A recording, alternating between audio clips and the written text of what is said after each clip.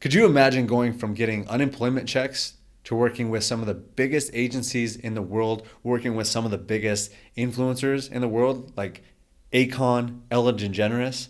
Well, that's exactly what happened with Kyle Kinzle. He is our next guest on the Just Grow podcast.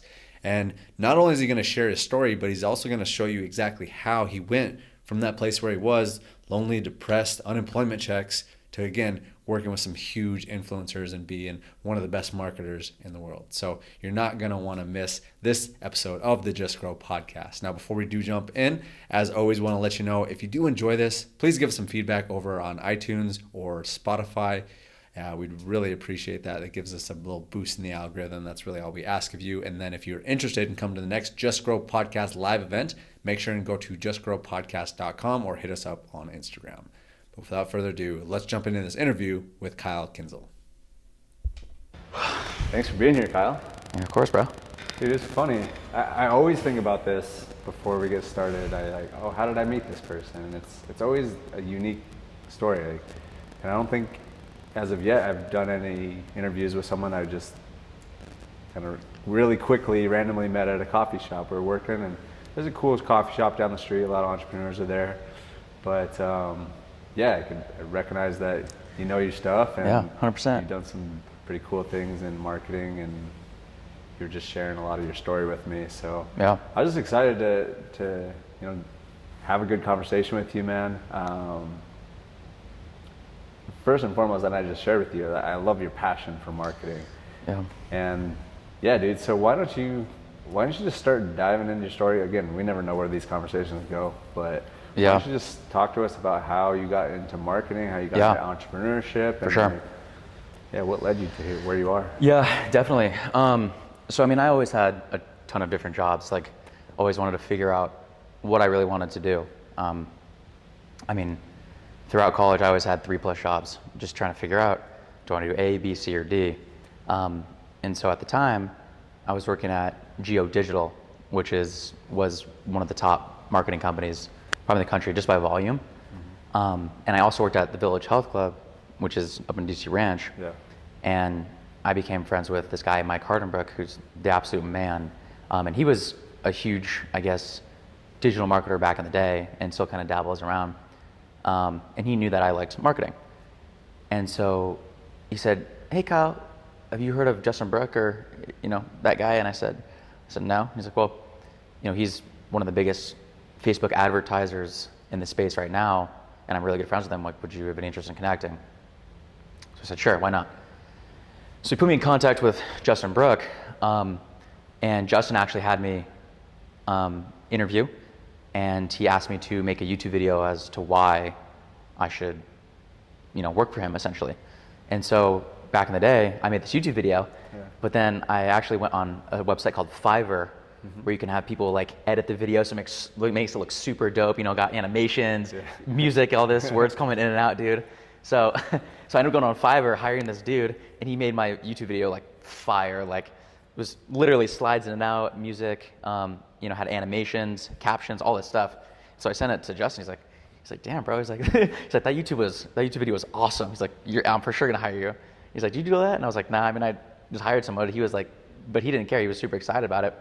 Well, I think there's just something to be really said about that. Is something big for me as of late is, what kind of experience are you giving people? Yeah. Whether that is in a marketing funnel, or that's just in a conversation, or for your case, in a hire.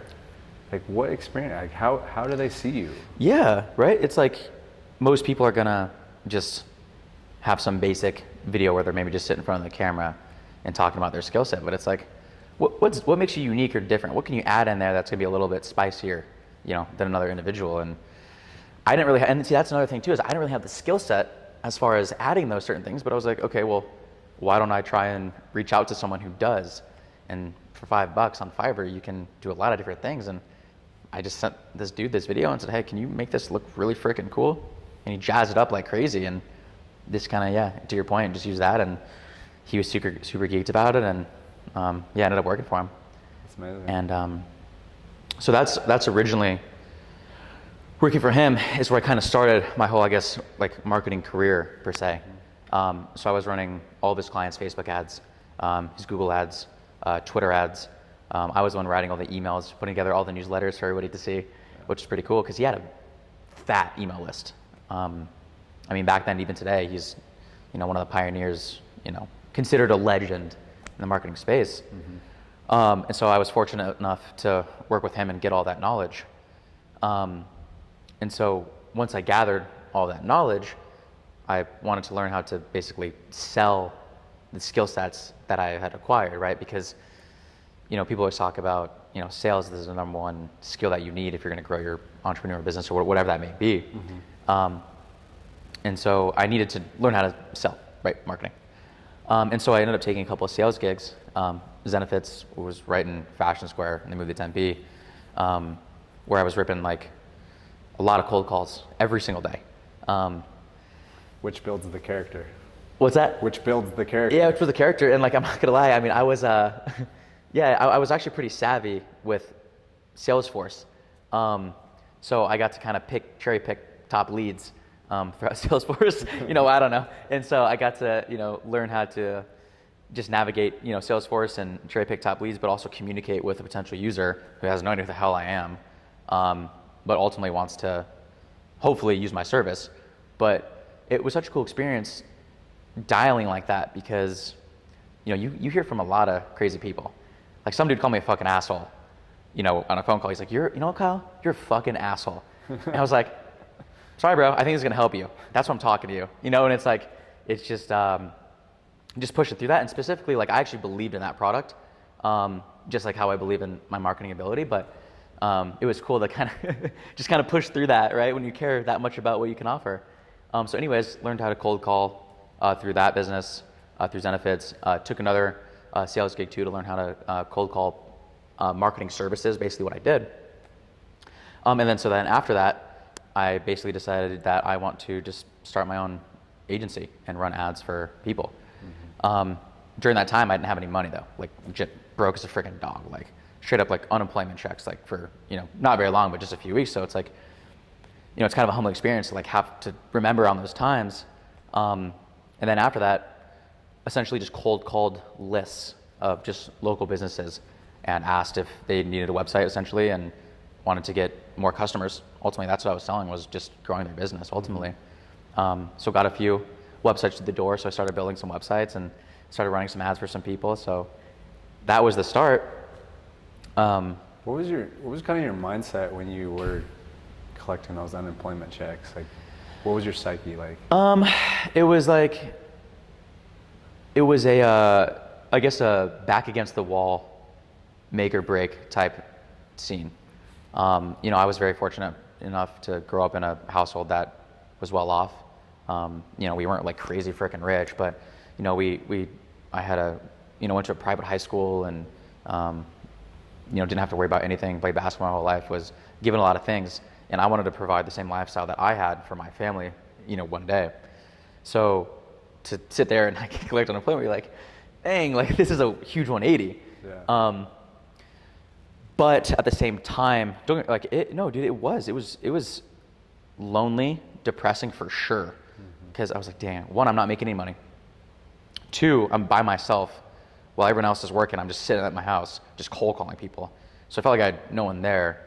And in that mindset, you sometimes get a little bit of doubt, right? Like, can I reach a certain level, or can I get to this point? So yeah, your mind goes pretty crazy, and when you're in that area. So I guess thankfully, I got a little bit of small wins. I think it was just continuing to call and just get those little nuggets of wins that kind of allowed me to keep going. I think like maybe the fifth or sixth call I made, this lady was like down to get help with her website. And so I was like, okay, thank God. Like, that's awesome. Yeah.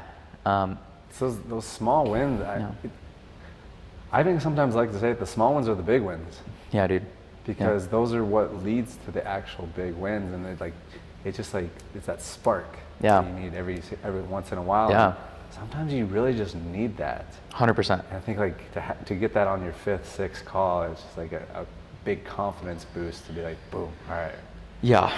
You raise the standard a little bit. You're like, Yeah. okay, keep going, keep going, keep going, and then it just like you start getting into more of that state where you're like, I actually really do believe in myself. Yeah, exactly. Exactly. Like, you know, you have to keep going until you hit that small win. And then to your point, once you get that small win, it's just about, okay, can I get the next small win? Can I get the next small win? Can I get the next small win? And it's kind of a weird thing because you have to kind of forget about the long-term goal, right? You got to forget about, okay, I want to provide that family. I mean, it always has to be in the back of your mind, but at the same time, you have to look at what's directly in front of you. You know, you have to take each step forward. And so, yeah, I think that's what kept me going on that front. Ended up getting a couple more clients. And while that occurred, one of my best friends was also running an agency himself as well too.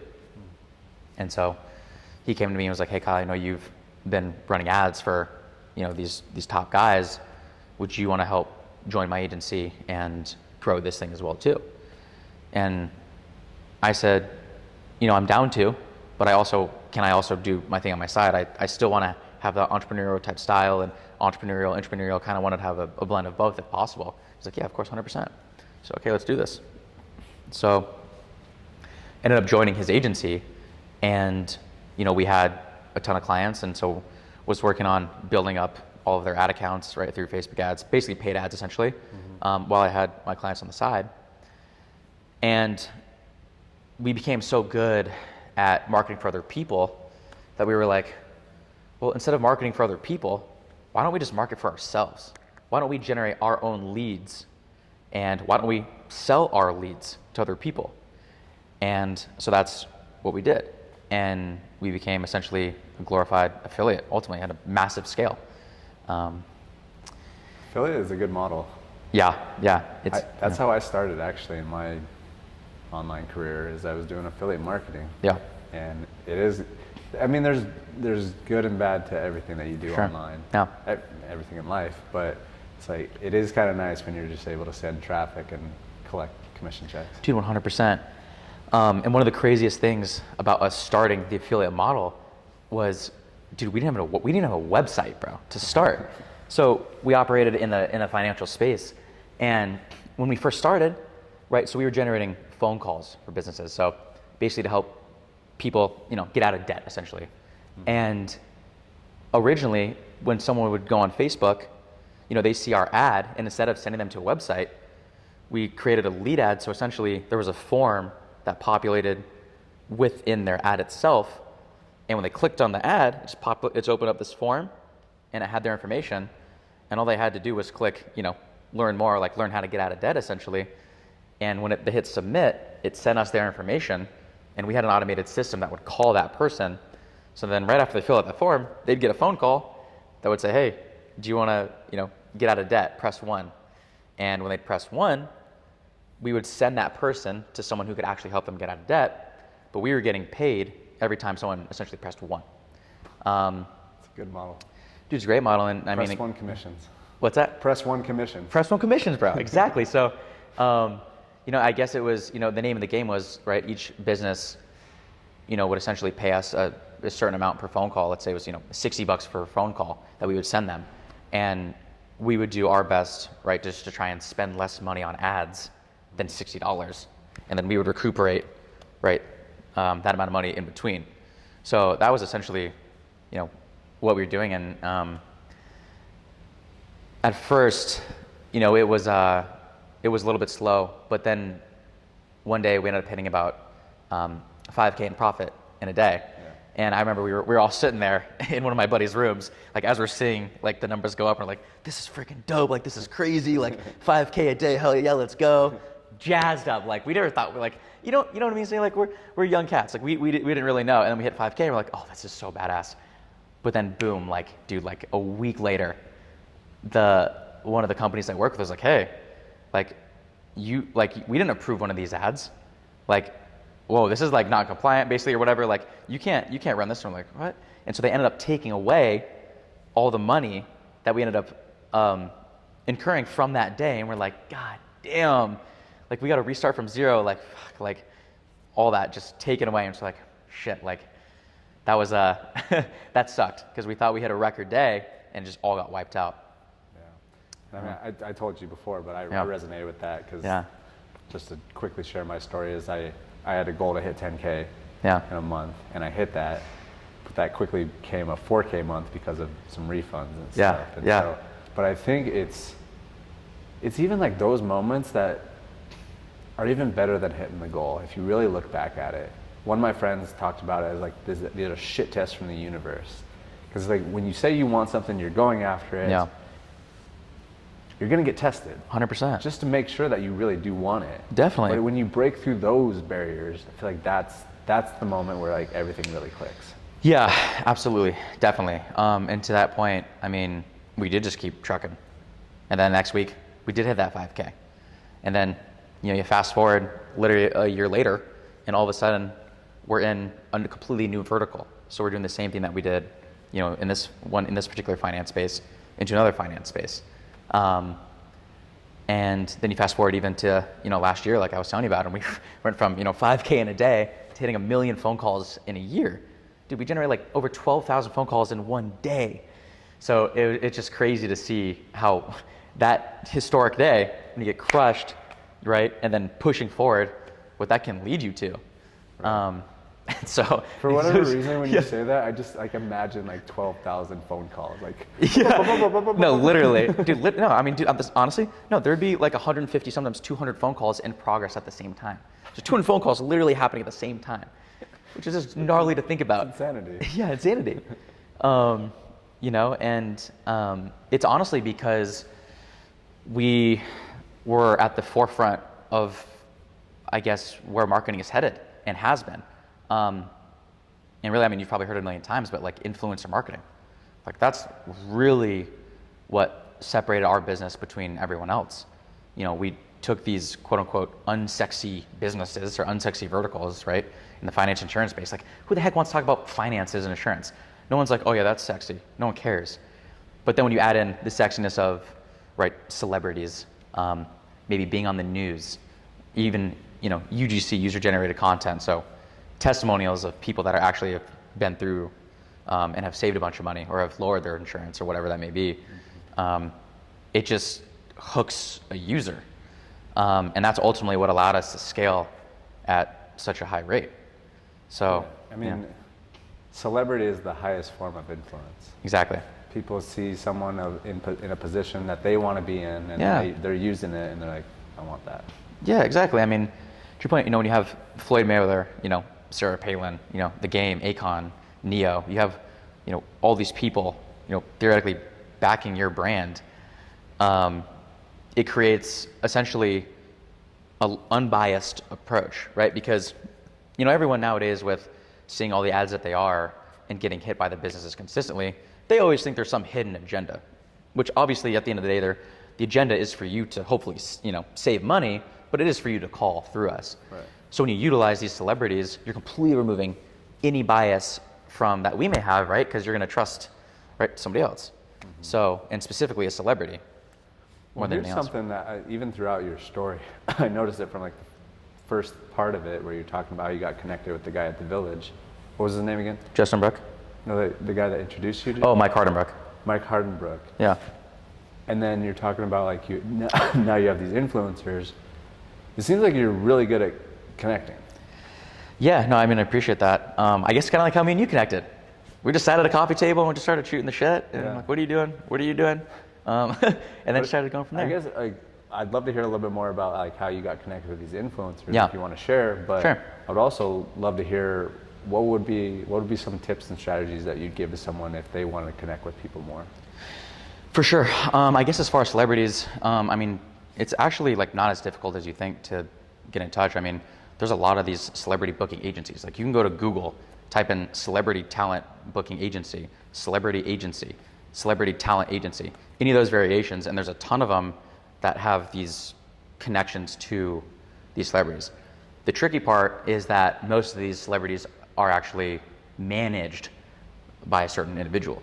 So when you're going through these talent agencies, you're not going directly to the celebrity, you're going to whoever that person is that manages the celebrity. And typically that manager is like, they're getting a cut, right? Because they're in the middle. So they're trying to also like squeeze up as much as they can. Right. But really, it's about, as far as connecting, it's just about painting the vision to that celebrity, right? It's about sharing with them the story that they want to feel good about helping, right? They want to feel good about promoting a particular type of product. Yeah. So because we're able to save people from getting out of credit card debt, because we're able to help people maybe raise their credit score, because we're able to help people lower their health insurance, I think a lot of these people want to be a part of it. And on top of that, there's also that cyclical effect as far as, right, like once you have one or two big name celebrities that you work with, right, now when I'm going to, some other celebrity, maybe when I'm going to Ellen DeGeneres, it's like, hey, we've worked with Floyd Mayweather, we've worked with Mike Epps, we've worked with Akon, we'd like to be a part, we'd like to see how we can kind of coexist and create some synergies between your show and what we'd like to help the American people with. How can we go about doing that? It just creates that immediate, okay, they're of an authoritative level, right? And they already have status, in that approach or in that field. So it just kind of creates that snowball effect. Once you just start getting one or two, you can start utilizing that as your base. Which I think comes back to the conversation about stacking this. I mean, those aren't small wins, but like just stacking the wins. Right. And you get one win and you use that. You level up from that one and you go to the next one. Yeah. But I think that just also comes into a marketing standpoint of like testimonials are so big. Just like what we were talking about before. Dude, testimonials are huge. And again, it's just how do we remove that bias? Like even with us too, you're not coming to us and calling through us as a brand. Like we paint ourselves as a third party advocacy. So when you come to us, we're viewed as like almost that review site. Like, hey, we're here to help you save money, which is what we do, right? But like that's our whole goal. And so because of that, I think it creates an innate trust when they come to our sites, because we don't feel like we have that agenda to buy our product or whatever. It's like, hey, we're just a third party advocacy. All these celebrities, talk about us. We have all these user testimonials that have saved all this money. Hey, we've been on ABC's Morning Blend. We've been on news shows. I mean, we've been on the Ellen DeGeneres show. I mean, we've done these things. So it's, we're here for you basically. And because of that, it just creates massive level of trust to where, hopefully they'll call and it's in their best interest. Yeah. Which is nice. And I think one other thing that you said that I think is really something to be said as well is the vision, the story. Exactly. And it's interesting because immediately when you said that, I remember Anthony sharing this on stage at the AZ Entrepreneurs event. He was saying, as an entrepreneur, your best asset is storytelling. Yeah, without question. Without question. And you got to think about it too. These celebrities, we're not the only people pitching the celebrities. They get pitched all the freaking time. Seriously. So what separates you? Your story, right? That's it. What do they want to be a part of? I like to think they maybe want to be a part of helping Americans get out of debt, maybe helping them raise their credit scores, maybe lowering their health insurance. Ultimately, what is it though? Making a huge impact, right? Most celebrities, they've made a lot of money. Like sure, they care about money, but maybe they care a little bit more about impact, or they care more about a few other things that they can really just dig their teeth in. And we're just the ones promoting their likeness. We're literally promoting their likeness. So it even makes them look better. You know what I'm saying? So it's actually a two-pronged approach where they're getting all of these impressions. They're getting seen by millions and millions and millions of eyeballs. Like legitimately, like hundreds of millions of people through us in a positive light. So now when I see, Ellen DeGeneres, oh wow, Ellen helps people get out of debt, that's cool. Makes her look great too. Why does she not want that? She wants that. So it's just, it's a win-win. And I mean, that makes complete sense because, when they get to that level, I obviously don't know them personally or anything, but I would imagine that finances are pretty well handled. Yeah. That's not really a main priority for them. So it's like, what is? Right. And I think that's so important is like I always talk about this is like understanding people's perspective and like see things through their eyes because then you know how to communicate to them better. Exactly. You're not just like swimming uphill or swimming upstream. Yeah. What was the other thing I was gonna say? And and then to the point is like they are going to be getting a lot of impressions if you're doing in that space where you're like driving traffic. Yeah. So it's like they're not going to want to do something if they're not looking good and admirable. And exactly. To the public, that's going to help their image. Exactly. It makes so much sense. Yeah, dude. That's the added benefit, right? It's like, okay, even if you're like a B-level celebrity, right? You're going to get seen by hundreds of millions of people in a very positive light for free. In fact, actually not for free, we're paying you to show you, right? So we're paying you to show you, in this limelight, so it's like, it's such a value add, to be seen and then to also help people create an impact and get paid at the same time. It's a freaking such a win-win. Which I think, this brings up an interesting topic, is I think that's, at the end of the day, that's all anybody really wants. Yeah. However, there's so many people that are in survival that they have to get out of survival before they can really do that. And that's, sure. I think, an interesting topic. Definitely. Why people are like very desperate at times and will do shady stuff just to get out of that survival mode. Sure. What do you think about that? Like, what's your thoughts on all as far as like survivalism and just like making a couple bucks to get themselves going again? Yeah. For sure. Definitely. People do some shady stuff. I guess as far as the survival, I think there's a positive light on, I'm so passionate about the online world and marketing. Mm-hmm. So I feel like it has such a, for me, dude, like I was in that survival mode when I had those unemployment checks, but I had the skills to make myself super valuable. But guess what? All of these skills, they weren't taught in college. They weren't taught in high school. I didn't learn anything that pertains to what I do now at all until after school. I learned it from a couple people on the job. And then just, honestly though, I worked my ass off. I'd stay up till 3 in the morning watching Facebook courses, Twitter courses, YouTube, like legitimately nonstop to get these skills. So as far as like the survival mode, for sure, I think it can be viewed in a positive light that these skills are all available to the public. Like you can literally go on YouTube right now, type in how to create Facebook ads, how to learn Facebook ads, how to learn TikTok ads, how to learn YouTube ads, how to learn Snapchat ads. All of this knowledge is available for someone that wants to learn. And what's even more beautiful about that is if you can learn how to create paid media and create these ads, you are one of the most valuable people to any business. Because at the end of the day, what actually are you doing? You're not a media buyer. You're not a paid analyst. You know what I'm saying? You're not just creating an ad. You are essentially effectively a business grower just through a paid channel. Like that's what you're doing. All you're doing is accelerating a business through a paid channel. So it's like, why would any business not want to do that? But it is challenging. It is super hard. But even as hard as it is, all of those skills are available for anyone. So for someone that is in that survival mindset, it may take a little bit of hard work and grit, but if they're able to get their mind, kind of out of that, ultimately, tough, negative, depressed spot, which everyone has been in. I've freaking been in that crazy. So if you can get your mind out of there and start learning these skills, you are immediately going to be valuable to any business. I'm glad that you brought that point up because that makes so much sense. And I have some mentors that talk about that. It's like the thing that you should be investing in right away until you like actually are making a good amount of money is skills. Without a doubt.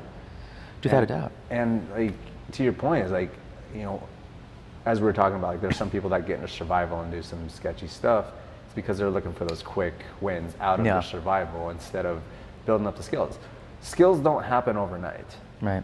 But they are learned and they can be learned and mastered. And that's something I'm really proud of myself because I've just had this insatiable thirst to learn. I love learning. So cool. I don't know where it came from, but badass. I love it. Hell yeah. And it really kind of blows my mind when I don't hear it too often anymore, but when people kind of have that fixed mindset, well, like, I don't know how to do that. For sure. I still don't know how to do a lot of stuff. Yeah, 100%. The more I learn, the more I realize, the less I know. Absolutely. But like 100%. When I find something that I don't know how to do, the first thing I do is like I go to YouTube. You have to. How do I do this? Yeah. And it's just like that's not even a question in my mind anymore. And so it's like it's really interesting to see people like I don't know how to do that. For sure. Go to YouTube. Definitely. And honestly, as far as like even hiring people, like now when we're hiring people, like that's like the first thing that we'll look at is if they're in a spot that they don't know, what is their learning process like? What do they do? Because that self-learning mentality is going to be the difference between someone who gets to 100 versus someone who gets to maybe 20 or 30 or 50. is based off their self-learning. And I guess joining my friend's company and doing that, like I said, we were all young. So we didn't really have these crazy mentors. We don't really know what we're doing. We're just kind of like day to day, let's create this ad. Okay, let's create this new website. Let's create this landing page. Like, dude, we didn't know what the heck we were doing. Right. So we were just constantly every day, just learning and expanding and expanding. And you kind of have to have that, I guess, self-learning mentality.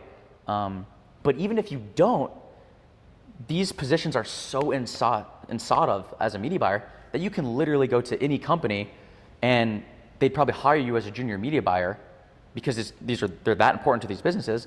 They pay you maybe 40, 50 grand, I don't know, and literally pay you to teach you and learn.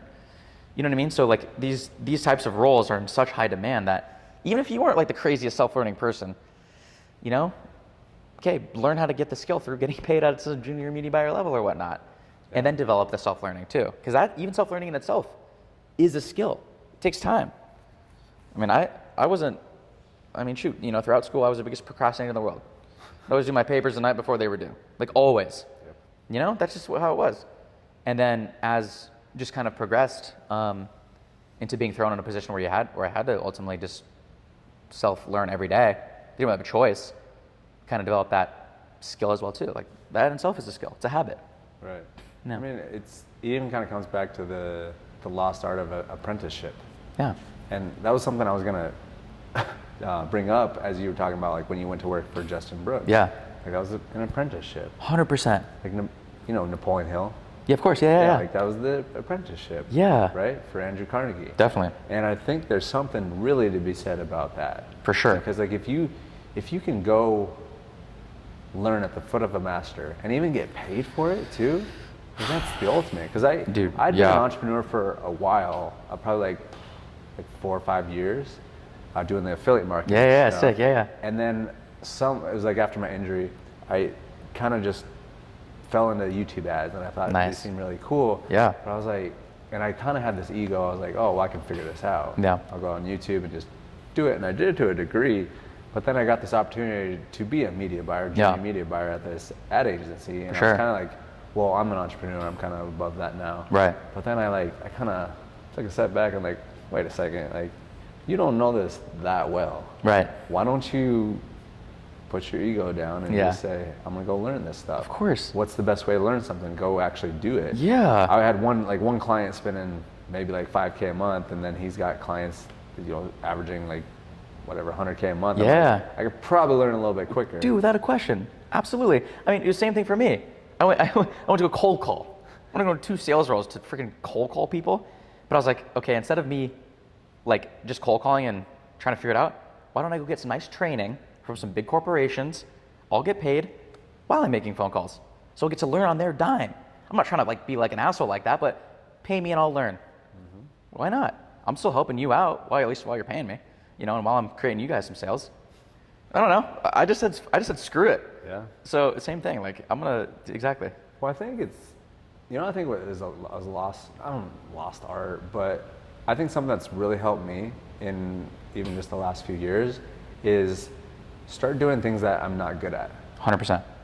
Like even something, I was in the gym this morning and listened to it, but I would not say that I'm musically inclined whatsoever. Yeah.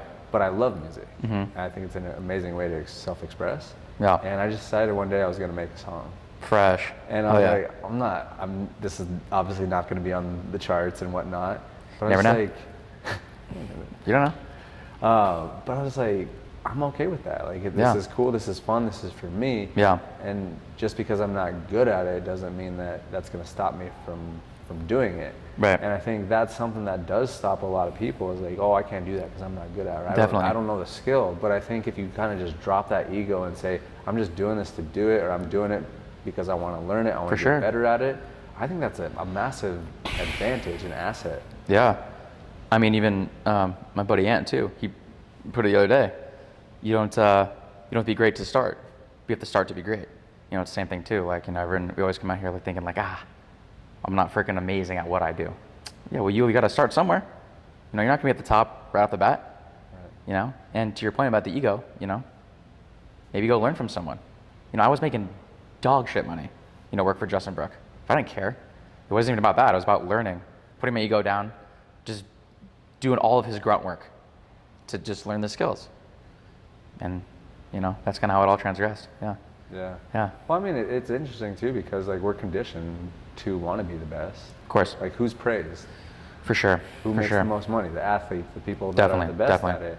But I mean, I think we sometimes forget that everyone did start somewhere. Exactly. And you didn't pop out of the womb just being amazing at songs or music or athletics or whatever. Right. And I think it's just really, really good to just continue to remind yourself that, what was the quote? It was, it's okay to be where you're at. Yeah. It's not okay to stay there. I love that. It's badass. I think that's a good one. Is like, it's okay that you're not good at something. It's okay 100%. that you're not, you know, the best. Yeah. But as long as you're progressing, and I think that always comes back to why I'm just a big fan of learning and growth, is just like 1% better every day. That's it. Or more, but like just have that mentality of like just a little bit better. And that's, you know, Tony, I'm sure you're a fan of like Tony Robbins. Yeah, of course, stuff. yeah. You know, it's all about like fulfillment and progression. Definitely. Absolutely. And to add on that as well too, it's, you know, it's like, if you're gonna do it, you might as well also just enjoy the journey. You know what I'm saying? Like you might as well enjoy that learning process, right? Because a lot of times we're so eager to get to that end level. But once, if you're, you know, you've gotten like a reward or gotten something, and you get there and you're like, yeah, that's cool, that's cool. But you're not like as gassed up as you thought. Yeah, it's because all of that time that you spent doing that, that's actually where you were gaining all that true fulfillment from, was the journey of leading up to that end moment. So, you know, I think a lot of times, you know, for me, I'll always try and get back into my mindset of how can I just enjoy the now, and how can I remember that, oh, okay, this is step one, this is step two, right? Or even think of it like a book, right? Like, how are you writing your story? How are you gonna remember every single chapter that's gonna lead up to it? And I think that's even a cool mindset shift too, right? A lot of times, what do we really talk about when we talk about our successes? Most of the time, you'll talk about your failures and how you overcame them, and then you'll get to your success. So it's like, for me, it's just trying to enjoy, you know, really the journey as much as possible. Because always looking too far ahead, you know, that'll even cause stress potentially, right? Looking at the future too much, looking to another time zone ultimately. It was funny, right before you asked that question, I was thinking the exact same thing. Like, have you had that moment where like you had this massive goal that you've been just striving for and thinking about so long, and then you get there and you're like, yeah, this is cool. Dude. Then it kind of like wears off. When we hit 1 million phone calls, I was like, wow, that's cool. We had 1 million phone calls in a day. Or sorry, in a year. And I was like, yeah, wow, that's badass. But then that was it. Like, it wasn't like, I was like, yeah, let's go crazy, let's party, let's do whatever. Like, it was just like, cool. Like, that was just from consistent, just day in after day in after day in after day in, just honestly soaking in and soaking that journey and loving what we're doing. And I love that you brought that up, because it's been like my MO very much so for like the last 6 months, even since I started this podcast. Yeah. And that's why I really am so passionate about this, because every time I do one of these, it just grounds me. It keeps me present. I feel like it's such a tool and an asset to stay present. And I think bro. Stay present, being in the moment is such a life hack. For sure, 100%. Because it's like, even I had somebody on here that said this beautifully. He said that all your years of your life are not the same. Right. They don't have the same value. Yeah. Your years that you're younger, they hold a lot more weight. Yeah. When you're 60, 70, 80 years old, you don't have the same type of life that you have when you're 30, 40 years old, and you get to experience and soak in life, and you're healthy and you're nimble. And so you got to think about that. And he said it in a really interesting way, because he traveled the world. He went to like 29 different countries with his family and building a couple $1 million businesses. And like, and I told him, I was like, that's very admirable that you went and traveled. Mm-hmm. Why that? While most people would be like, oh, that's a big risk. He's like, well, it's, in my eyes, it's a risk to not do it. 100%. Because if you're just like, if you set up all these goals where you're like, oh, okay, by the time I'm 50, by the time I'm 60, I'm gonna hit these goals. Once you hit those goals, and just like what we talked about, it's not as fulfilling when you actually reach that goal. It's about that process. So it's like, it kind of made sense when he was explaining it like that, and it put like Absolutely. fear and risk in this whole different perspective. Definitely. And to your point, right, it's like once you even, we're such a habit of, what's next, what's next, what's next. Even when you hit 50 years old, right, and you hit those goals, okay, what's next? It was the same thing, right? Hit the 1 million foot goals, okay, what's next? So I think if you can, to your point, I mean, it's something that I'm honestly working on super hard, and one of my main goals of 2022 is just to be as present as possible. Because that's really all you got is the now. And that's also how you're going to be better in every aspect of your life. You're going to be better in relationships. You're going to be better with your business. You're going to be better maybe physically, maybe emotionally, mentally, all those types of things. So yeah, dude, it just adds to your life. When you're present, it makes the food taste better. Yeah. It makes the colors brighter that you see. Yeah. It makes the conversations better. 100%. It really is. It's the secret. Yeah. And is interesting too, because obviously that kind of lines up with much more of a spiritual conversation. For sure. And I had a friend, really good friend. He was talking about some politics stuff, and like his family doesn't necessarily agree with him and whatnot. And he kind of shot out this comment and said, it just seems like the spiritual people kind of like have it all figured out, or just no way. And then I was like, well, doesn't that kind of say that like spirituality is really the secret? 100%. Yeah, I mean, that's, I guess when you have that focus on, I guess, ultimately increasing that piece of your life, I mean, your focus is really just about, I think spirits can also be defined as far as like, how can I be the best version of myself to then give that to other individuals. Mm-hmm. So I think when that focus is aligned there, then you have just a general aptitude to quote unquote be happier, right, or feel more purposeful, or be a better giver, or whatever that may be. Yeah, because I mean, from my perspective, it's like, what does everyone really want? Yeah. They want to be happy. For sure, 100%. They want inner peace, even if that's not how they verbalize it. Right. But everyone wants that. Yeah. And they think that most of the time when people are talking, I want to make all this money, because they believe that after they make all the money, that's what's going to give it to them. That question. And why, like, I certainly have not hit all my income goals by any means, but I feel that I've certainly hit this new level of inner peace and just presence. And again, I don't know exactly, because I haven't hit those income goals, but I say if I had to pick, I was forced to pick, for sure, I would pick that inner peace. Definitely, 100%. I was asked a funny question too recently, where they were like, when's the happiest you've been? And a lot of times people will have different moments where they kind of remember like, okay, I was the happiest then. And a lot of times, most people, not most I would say, but a lot of people will have memories of when they were maybe really young, right? Or a younger individual. But you didn't have any money back then. You didn't have any of that. So why were you the happiest back then, right? It's because maybe there was something else that was driving that inner peace or whatever it may have been to kind of create that experience. Maybe you were the most present back then. That's why you remember it so vividly, right? And so it's kind of interesting to think about. I was like, dang, as my income has gone like this, I'm not saying my happiness is diminished at all. It's just different levels, but a lot of my happiest memories have also been different stages when I've made way less money or had nothing at all, Which I thought was kind of like a really interesting way to think about that. Well, let me ask you, because you kind of backed yourself into this one. Cool. When was the happiest you've been? Well, as far as like a memory that I can remember, honestly, dude, I think I was in probably middle school, just going to Newport Beach. You had no responsibilities, right, or anything like that. But back then, but point being is, it was like, theoretically, I could, I guess my point is, I can do all of those things now without worry, which is great. But back then, it was just going to Newport Beach, right, hanging out with your friends and family, maybe playing wiffle ball in the sand, going in the water. But I wasn't making any money, obviously, as a middle school. Right. So just interesting how, like, now, why does that all of a sudden interject our peace and happiness, and why do we then compare and kind of create all of these kind of ancillary things? Whereas back then, none of that even really existed in your mind. So, exactly. Yeah.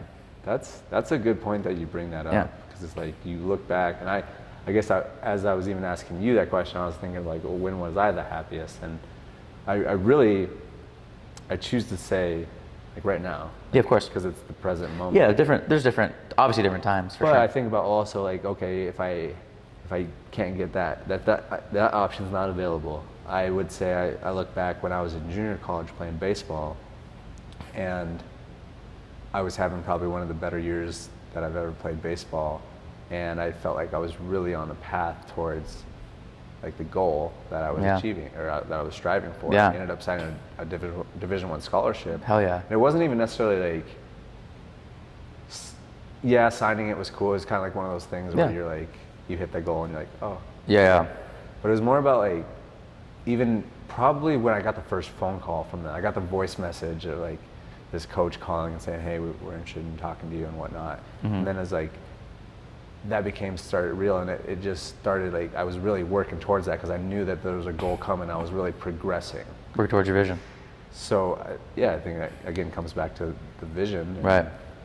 And progression towards that, not even the attainment and the achievement of it. Yeah. It's just like the progression to it. Yeah, exactly. Just the progression, just the journey. Yeah. Just focus on the journey, right? Because it's like the whole story, right? You talk about your story. What was the story that you talk about? It's the entire journey. That's all it is. Right. So, yeah. So, okay, with the whole conversation of vision, mm-hmm. what's the next steps in your vision? Yeah, I mean, so it's it's kind of super interesting timing. Like I said, we're in the process of merging with a much bigger company. It's $1 billion company.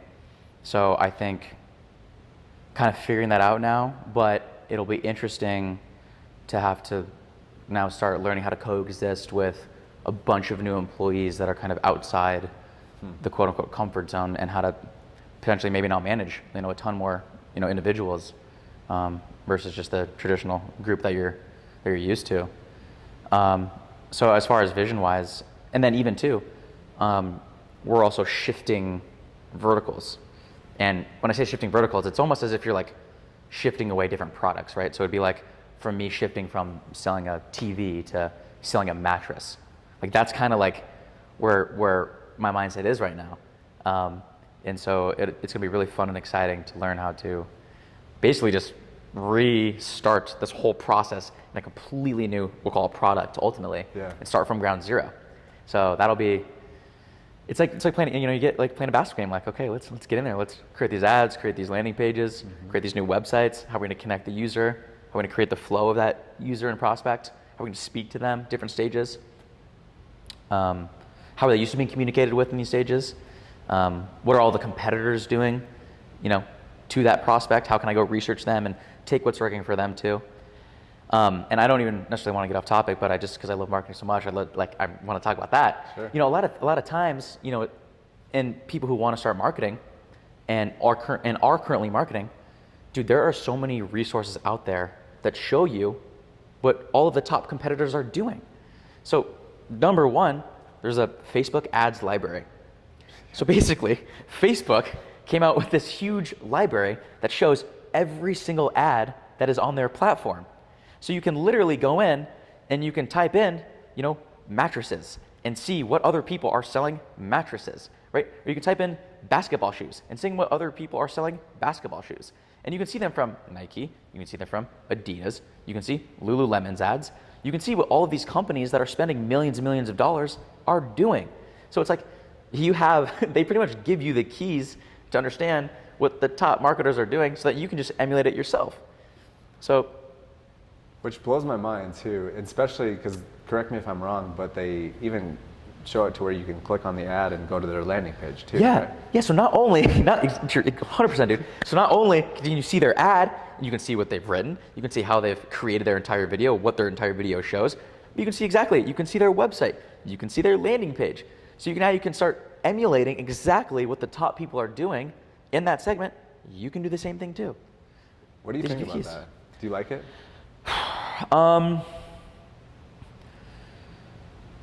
It's got its pros and cons. Right. So I like it because for us, now that we're starting a new vertical, a new channel, I get to piggyback and see what the top people are doing. And then I can create my own ideas and iterations and take bits and pieces and then produce my own material. Mm-hmm. Where I don't like it is people can do that to you. Yes, but what's even worse is that these individuals, like, because we're one of the bigger players in our spaces, is that people will take our exact ads and our exact landing pages. And when I mean exact, I mean literally the exact video, the exact text, the exact headline, dude, like, and the exact landing page. Like, I'm not kidding you. We've had to send out probably 15 cease and desist letters to people that have taken the exact, like, we could literally go there right now and they're still up. Dude, our exact ads are on different pages. I'm not kidding, bro. It's crazy. So I'm like, I'll just ping them over and I'm like, hey, here's another. No, yeah, I'll be like, hey, here's another advertiser just swooping our shit. Here we go. But it's I mean, what's that quote? Like, intimacy is the deepest form of flattery or something like that. So I mean, it's nice. Imitation. Yeah. So yeah, imitation. So it's it's a nice pat on the back to see other people scrape your shit, but at the same time, it is one of those things that is like, I would say it's more annoying, but it makes you reiterate, right? Because now we have to shift. Okay, they're gonna copy our stuff. Fine, that's fine. We'll shift. We'll grow. We'll do this. So I think overall, it is good. I think overall it's good because what does it really do? It creates better marketing, which then hopefully means that it's going to help people more. By helping people more, that means that advertisers are going to spend more, and users are hopefully going to be in a better position with these new products that are going to better their lives. Right. So hopefully that open competition creates a better, I guess, worlds for advertisers and users. It just makes it harder. You got to stay at the forefront. So that's. I think it was Zig Ziglar, or maybe Jim Rohn said, "Don't wish it was easier. Wish you were better." Yeah, that's it. So that's it, right? So it's like, yeah, it's freaking annoying when I see other people snap our ads, but I'm like, damn, okay, well, we're just gonna have to reshift. We're just gonna have to recalibrate. We're gonna have to think of something new. Yep. I mean, it's, yeah. But again, too, it has its positives, right? Like, we're gonna be in a new channel. So now I get to see what other people are doing. So I think, yeah, that's step number one that I think most people that just don't really do before they get into some new niche or before they really start understanding how to start marketing. You get access to all of this type of stuff. I got one more marketing question. Yeah, I love this. We can go on a little bit. Yeah. What is your take on where online advertising and specifically short form content is going? Specifically with paid advertising too. Yeah, definitely. I mean, and how that coincides with the organic side of things like TikTok, Reels, YouTube Shorts. Yeah, for sure. I mean, it's all, our humans' attention spans are decreasing like crazy, right? That's why it's like when you see these ads on Instagram stories, that's why they're only 15 seconds long, right? It's because, whereas in a newsfeed, you can have a 10-minute video in someone's newsfeed, but in a reel, right, or on a story, it's only 15 seconds. Yeah. So because of people's attention spans decreasing so quickly, most, in my opinion, advertising is going to go towards that reel, TikTok, story environment. But then you have even one step past that, and I mean, as like this VR world is going crazy too, there's going to be, augmented ads as well too, where like basically if I had a camera in front of me, maybe there would be like a little Coca-Cola can that would pop up on my shoulder, right? And then I could theoretically like grab this Coca-Cola can, and that's theoretically an ad, right? So augmented reality is going to be the next step post what we're all doing now. But dude, we still have a long way to go. Like everyone's so hyped up on like what's that new thing, which is great, right? But Facebook, Instagram are still going to be around for a minute. Reels is obviously taking off. TikTok is going to be around for a while, And what's cool too, though, is that I've found that all of the marketing tactics that we use on Facebook and Instagram are the exact same things that work well on Snapchat. They're the exact same things that work well on YouTube. They're the exact same things that work well on TikTok. So once you understand a baseline on how to move a user through the journey and communicate with them, it ultimately doesn't matter what channel or platform you're on, right? It's just how do we communicate with them, and then when do we communicate with them? And as long as those two things hit, you're going to be golden. Yeah, I love you said that because it's more about principles and strategies rather than gimmicks and tactics. Yeah, exactly. It's like the same thing I mentioned too, right? Like if someone wants to lose weight, but they don't know what the heck they're doing, they're now on Facebook, and maybe we have, a little article, right, where, it talks about how guys can lose weight, And they're like, oh, that's kind of cool. So then they click on our article, right? And then they go to the article, they read how they can lose weight, and they like the article, right? They think it's amazing, but they're like, whatever. Then the next day they get back on Facebook, and then they're scrolling, and then that same company is like, oh, hey, we have a free 1-day meal plan. It's like, oh, that's cool, free 1-day meal plan, right? So then they go in, click on our meal plan, go to our website, hey, enter in your information, and we'll send you this plan. Oh, that sounds easy enough. Cool. Enter my information. Boom, we got their contact information. They get the meal plan. Maybe they try the meal plan and they like it. Now that we have their contact information, we email them like crazy, Then they go back on Facebook and like, hey, hope you enjoyed this free meal plan. We got this 30-day program that 10,000 other people are doing that have lost like average of 30 pounds in 30 days. Want to give it a shot? I'm like, that's interesting. Click over our landing page. They see all these other guys that have lost all this weight. They see that we've been featured on, NBC, Steve Harvey, all of these things. Oh my God, they're even running a special. Holy crap, they're giving me a free t-shirt. And if I sign up today, it's gonna be half off. What? Okay, boom, I'll order it. And then all of a sudden now they're a customer. Yeah. And so it's just taking them through that journey. But that journey can be on Snapchat. That journey can be on Facebook. That journey can be on TikTok. That journey can be on Reels. Journey can be anywhere. It's just communicating with that user and speaking to them in different stages of where their process is ultimately.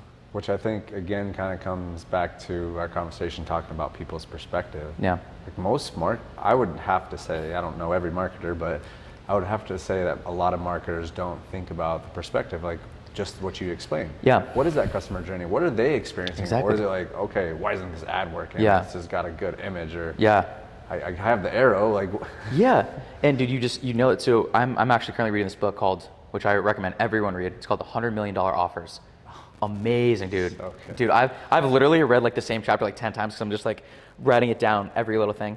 And he talks about how you need to write down every single problem that your prospect is going to face, because just one problem can be a reason that someone may not purchase. Yep. Right? But now on top of those problems, it's a beautiful thing, right? Because the problem that you thought of for this customer, guess what? There's probably thousands of other people that have the same thing. It's kind of the same principle as far as when you see someone write a comment on an ad or a Yelp review.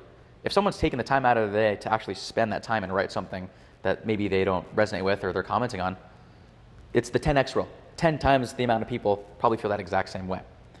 So that gives us an opportunity to create solutions for every single problem that we have, which is solutions essentially are our keys and pieces to then eventually get them to hopefully better their lives through our product.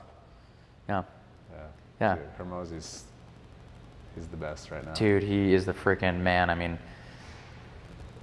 been obsessed with this content on Instagram, TikTok, and that book has been a game changer. His YouTube channel. Amazing. So yeah. Even his wife is really good. I've pulled a lot of great stuff from her. Yeah. Layla. Yeah, he talks about, a grand slam offer, which is, the biggest needle mover in any business, right?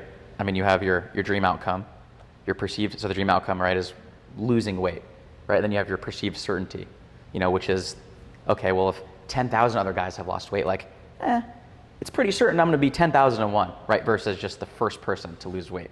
It's a big right? risk. Yeah, and then you have your time delay, which is how much time is it going to take me to reach that end goal, right? And so it's how do I diminish that, right? And then you have your effort and sacrifice. How much effort, what is it going to cost me to reach that goal? Is it going to cost me time? Is it going to cost me stress? Am I too busy? And how can I, so it's about reducing the time delay, reducing the effort and sacrifice, increasing the dream outcome, and increasing the perceived certainty. And if you can do all those things, then you have a badass offer / tagline that you can start hitting individuals with. That's why Amazon Prime and Xanax yeah. are huge companies when 100%. You're talking about like Xanax versus meditation and why people always go with Xanax because it's quicker. Exactly. Easier, there's less sacrifice. Yes. Time delay. Yeah. How quick. And talking about your point about like the augmented reality. Yeah. When someone wants a Coke and they can just grab their shoulder and have it. Right. Like that's just how human beings are hardwired. Yeah, exactly. So, and it's I love too how he just talks about the value adds in his book as well too, as far as like I think his dad was asking him, he basically was charging businesses like $42,000 to go in and help their business, and his dad was like, how the hell are you charging a business $42,000? And he's like, well, if I made you $250,000, would you spend $42,000? He's like, yeah, I'd do it. So it's just about, right, that perceived value or providing enough value to offer, you know, to get someone to use your product. And I guess similarly, you know, that's one of the biggest needle movers I think a business can use is what else can you add on to that experience to make it better? And one of the things that we did that was so freaking awesome, that crushed it, was we were selling weight loss programs, 30-day weight loss programs. And I think it was Perry Belcher who talked about, he was working for Verizon and to sign up a bunch of customers. And he said that, like, to get someone to sign up, like if they didn't sign up, he would send them like a little styrofoam car or something like that, just something dumb as hell. Yeah. But he's like, when he sent them like a physical gift, it increased their conversion rate like 20%. Just some stupid little physical gift. So what we did, we were like, how do we apply that? So we started when people added the product to their cart, but not buying, we started saying, hey, we're gonna give you a free premium dry fit t-shirt to buy this product. Well, I mean, our product is, you know, $100 basically, but the t-shirt cost us like $7. So, you know, basically it cut like, you know, our cost per acquisition from 70 to legitimately like 35 by offering $7 freaking t-shirt. So dude, we cut our cost per acquisition in half by averaging like $7, by raising our cost of goods $7. It's like, holy crap, this is a game changer. Because you gave them a better experience. Gave them a better experience, exactly. Gave them something that they'd want. Because people like, okay, cool, like, yeah, I want to work out. I look good in a dry fit t-shirt. Or like, oh, that's a cool shirt that I'd maybe work out in. And on top of that, what else did it create? Brand stickiness, right? Because now when they're working out, what are they wearing? Yep.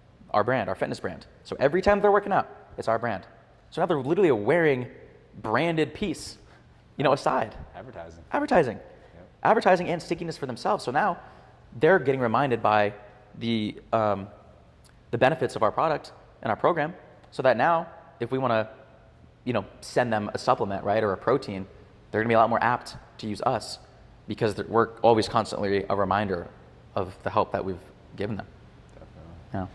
We could probably talk about marketing. Yeah. I mean, we go all day, baby. I got two other questions that I want to ask you. Cool. That I'd like to end off on this. Sick. So this one's kind of deep. So be ready. I'm ready, baby. We're at Kyle's funeral. People are standing up. They're saying things about you. Yeah. What are they saying? Oh, he's an absolute knucklehead.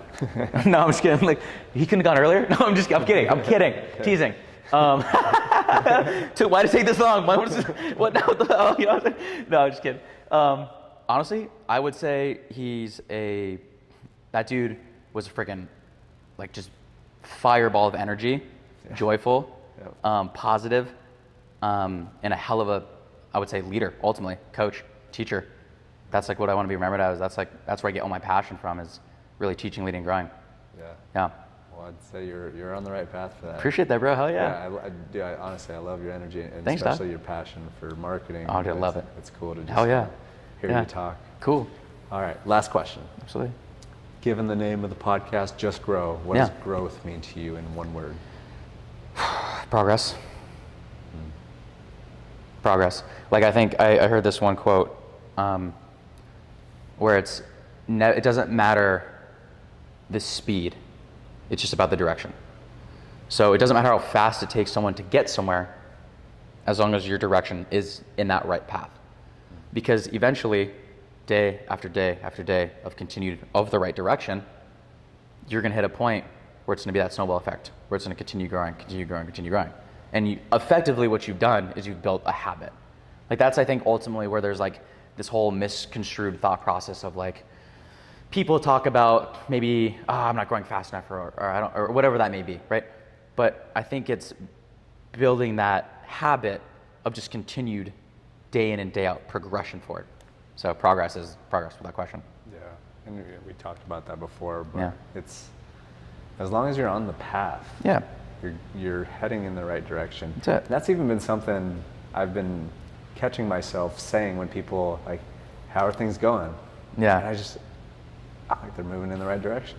Yeah. Instead of saying, I don't ever like responding with the typical, oh, good, or yeah, fine, or whatever. I always like to get creative with that. Yeah. But I think that says a lot, is moving in the right direction. That's all I ever want it to be, and it'll never not be that. For sure. Because even, I don't know if you follow any Ed Milet, but I've been, of course, no, he's the man. I've been I listen really to him all the time. following his stuff lately. Yeah. He says something really interesting about how us as humans, I think we all inevitably kind of have that desire that we're going to get to that point where we're going to be like, kick our feet up. Yeah. Yeah. But he's like, dude, I've gotten to all the points where you would inevitably do that. Yeah. It doesn't come. Yeah, never. And you just, like, that's why it's so important to just, like, keep having the mindset of, like, just keep moving in the right direction. Yeah. I mean, Tony Robbins always talks about it too. You know, if you're not growing, you're dying. Yeah. And as human beings, I think our just innate, I would say, our innate reason for living is to progress. Yeah. I mean, that's what history has done. We've always progressed. Like, that's just our innate, I think, the capacity as a human is just to always grow. And that actually resonated with me a ton. And even when you're talking about your baseball experience, like, when I actually have been the happiest is when I've been growing the most and being able to reflect on that growth. Yeah. I mean, you'll love this. That's where the podcast name came from. Oh, no way. I was in Flagstaff looking up at a tree, may or may not have been on mind-altering substances. And, I was like, holy shit, the trees, they kind of have it figured out. Yeah. Just what you said. Yeah. They're always growing. Mm-hmm. That's all they do. Just grow. That's it. When they stop, they start dying. Yeah, absolutely. Exactly. Nailed it. Yep. And it's not about the speed. It's just about the movement forward. Yeah. How many trees do you see growing in a couple days? Right. No. Another great point. Yeah, exactly. Takes time. Earth kind of has it figured out. Yeah. Well, cool, man. Thank you so much for being here. Of course, bro. Where anytime. can people find you? Yeah, I mean, you can the just best place? Yeah, Instagram. You just add me on Instagram, Facebook. If anybody has any, marketing questions about whatever, I freaking live it, breathe it. You seem to you might like it just like a tad. I might like it a little too much. I gotta stop. I gotta stop being on it. But I don't know. It's what keeps me going. So. You go to those meetings. I'm Kyle. I'm a marketer. Yeah. What's up? How can I help you? What can I do for you? Yeah. Well, yeah. Thanks for being here, man. It was an absolute pleasure. Yeah, bro. Anytime. Cool. Alrighty, ladies and gentlemen, thank you so much for listening to that episode of the Just Grow podcast. Really appreciate your time. As you can clearly see, Kyle has quite the impressive story, and I love his passion, his enthusiasm for marketing and just understanding people and understanding what makes people tick. It's really cool, and I think once you understand people more, you're able to really have a great perspective on the world, and it really is a powerful asset. So hopefully you enjoyed that. Appreciate your time. If you did enjoy it, or you want to give us your feedback, negative or positive, or whatever the feedback is, please do that on iTunes and Spotify. And then if you want to attend our next Just Grow Podcast live event, make sure and go to justgrowpodcast.com or hit us up on Instagram. Hope you're having a great day, and we'll talk to you soon.